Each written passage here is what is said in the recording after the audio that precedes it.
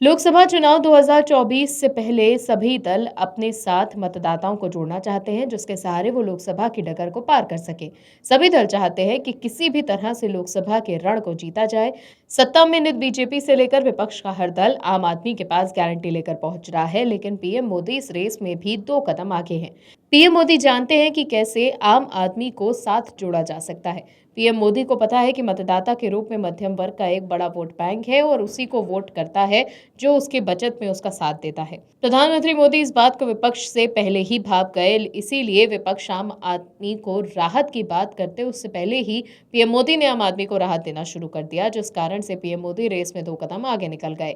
और लोकसभा चुनाव से पहले पीएम मोदी विपक्ष के मंसूबों पर पानी फेरने का काम कर रहे हैं। प्रधानमंत्री मोदी ने इस बार मध्यम वर्ग को अपने साथ साधने के लिए एक नई योजना की शुरुआत भी जल्द करने के लिए कहा, जिसके बाद से विपक्ष चारों खाने चित हो गया। क्या है खबर, बताते हैं आपको। लोकसभा चुनाव से पहले महंगाई को कंट्रोल करने के लिए केंद्र सरकार ने घरेलू एलपीजी सिलेंडर के दाम में 200 रुपए की कटौती की। अब मिडिल क्लास को एक नया तोहफा देने की तैयारी है। दरअसल केंद्र सरकार शहरी मध्यम वर्ग के लिए एक नई आवास योजना लेकर आ रही है। इसके तहत लोगों को बैंकों से कर्ज लेने पर ब्याज में बड़ी राहत दी जाएगी। इसके लिए सरकार अगले 5 सालों में 600 अरब रुपए, $7.2 अरब खर्च करने पर विचार कर रही है।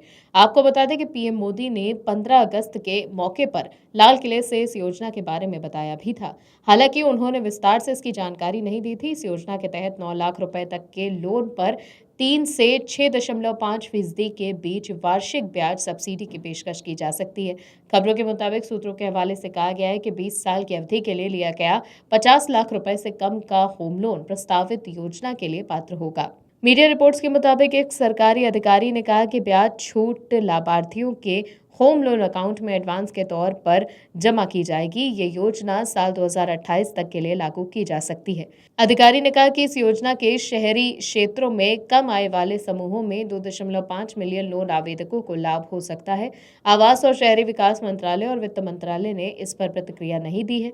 2 बैंक अधिकारियों ने कहा कि इस योजना को लेकर लेंडर्स यानी कि बैंकों की जल्द ही सरकारी अधिकारियों के साथ बैठक होने की संभावना है। खबरें ये भी हैं कि बैंकों ने लाभार्थियों की पहचान करना शुरू कर दिया है।